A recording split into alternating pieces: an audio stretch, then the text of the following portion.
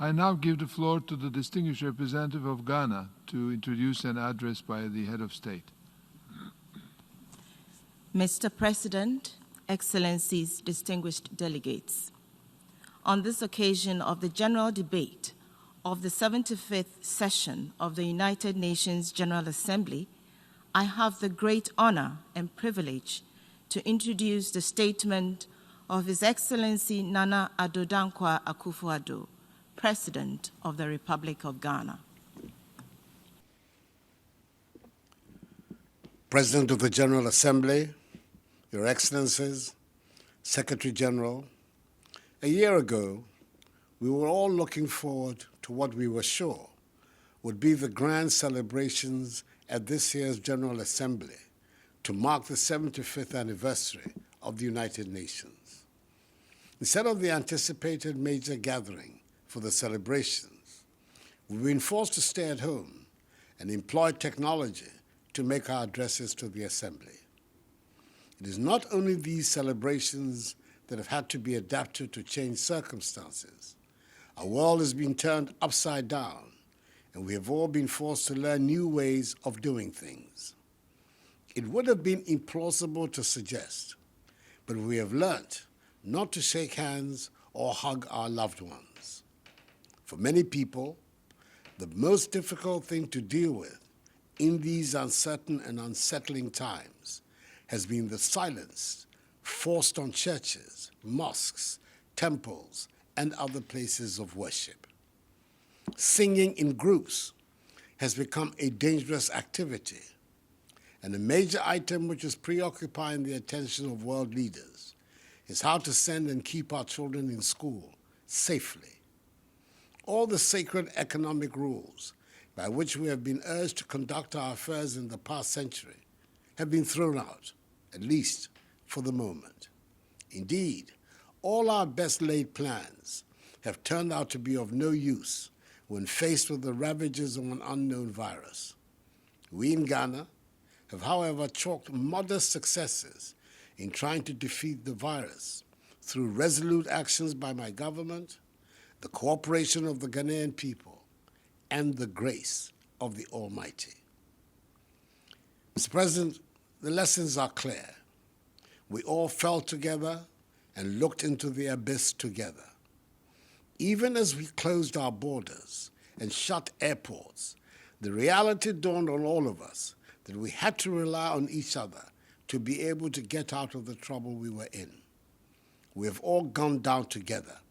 We should all rise together. If the answer to this pandemic lies in finding a vaccine, that vaccine should be made available to the whole world, rich and poor alike, developed and developing, all races and all beliefs. The virus has taught us that we are all at risk, and there's no special protection for the rich or a particular class. For as long as the virus exists, whatever medical solutions that might be found should be made available for all in aid of our common humanity. We're told by the Organization for Economic Cooperation and Development, OECD, that COVID-19 has brought in its way, quote, a significant reduction in the financing available to developing economies, unquote. Again, with the organization estimating that, quote, external private finance inflows to developing economies could drop by US $700 billion in 2020 compared to 2019 levels, exceeding the immediate impact of the 2008 global financial crisis by 60%, unquote. The restructuring of the global financing architecture to enable access to fresh capital by developing nations, now more than ever, is of immediate necessity if the gains chalked in transforming their economies are not to be eroded and the standards of living of their peoples not to be dangerously lowered. Now is the time for this much discussed and much analyzed institution of ours, the United Nations, to rise to the occasion. One of its agencies, the WHO, has been in the eye of the storm during this crisis, and all of us have to learn the lessons that have emerged. Yes, we should have arguments about the UN and its agencies and their roles, but after 75 years, the arguments should be like the ones we have in our families and not about their very existence. We should correct the long-standing injustice that the current structure and composition of the UN, particularly the Security Council, represents for the nations of Africa. Established in those far-off days of 1945, membership of the Council does not presently reflect the realities of the 21st century. The time has come for the adoption and endorsement of Africa's common position on UN reform, as set out in the El Zuwini Consensus, so we can create a modern United Nations fit for purpose in our time. We should also focus our attention on the 2030 UN Sustainable Development Goals, especially as we mark the beginning of the decade of action to deliver the goals and targets of Agenda 2030.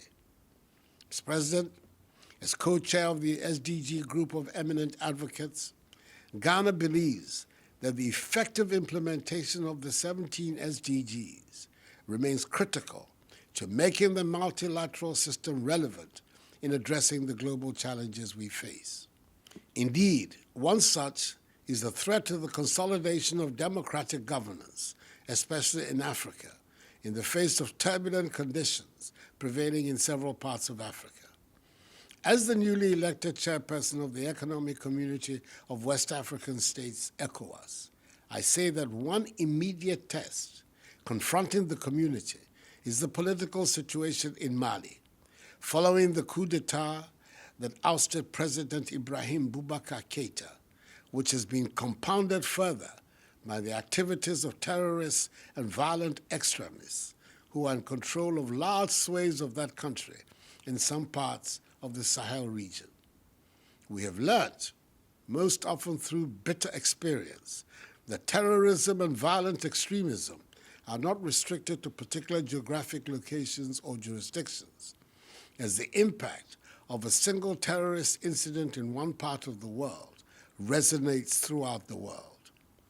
It is incumbent on the UN, and indeed all member states, to lend their support to the efforts being made by ECOWAS to restore normalcy to Mali and help us defeat the scourge of terrorism. Mr. President, the importance of technology has been reinforced in the time of the pandemic. Virtual meetings are now part of our normal lives. Young people have graduated in virtual ceremonies, and we might never go back to some of the many conferences that we used to attend. And it is obvious that technology is the future. Ghana, therefore, welcomes and endorses the Secretary General's recommendation, as contained in the Roadmap on Digital Cooperation, to ensure that no one is left behind. How else would we all have maintained a semblance of keeping in touch in the past 6 months but for technology? The political season is at its height here in Ghana as we prepare for presidential and parliamentary elections in December. Like everything else in our world today, even the politicking has been affected by the pandemic, and we cannot campaign for votes in the style to which we are accustomed. We're having to rely on technology to find ways of popularizing our messages in the time of COVID-19. It is a matter of great pride to me that in spite of the difficulties in conducting an election during a pandemic, I'm able to state that all Ghanaians are agreed that we have to work together to ensure that the elections will be transparent, free, fair, safe, and credible. This will be the 8th elections since we embarked on constitutional rule in our 4th Republic in 1992. Each of the elections has seen an improvement on the previous one, and we're looking forward to this year's passing off peacefully with characteristic Ghanaian dignity. We are keenly aware of the reputation that Ghana has built as a tolerant and working democracy, and we have every intention to nurture and improve upon it. Paramount in everyone's consideration is the Ghana Project, which aims to modernize all aspects of our lives and bring prosperity to our land. I have no doubts whatever that at the end of the elections, we shall be proud of ourselves, Africa will have good cause to be proud of us, and the rest of the world will find lessons to learn from us. Last year, 2019, was an extraordinarily exciting year for us in Ghana. It marked the 400th anniversary of the start of the barbaric transatlantic slave trade and the arrival in America of the first captured slaves from West Africa. To mark this tragic anniversary, we declared 2019 the year of return and extended a welcome back to the African continent of the descendants of the slaves who constitute the bulk of the black population in the Americas and the Caribbean. The invitation was enthusiastically taken up, and a great time was had by all. We have every intention to keep a welcome mat laid out in Ghana for members of the African diaspora. We in Ghana live with the grim reality that the majority of the abducted slaves from the continent were transported to the Americas and Caribbean through the forts dotted along our coastline. We owe it to their descendants to find a safe haven in Ghana if they should need it. This responsibility means that we have to make Ghana secure and desirable, both for her present-day citizens and for those in the diaspora that might want to come back either for a visit or stay. I extend the best of luck to all of you from Ghana and look forward to a healthy and happy world. I thank you for your attention.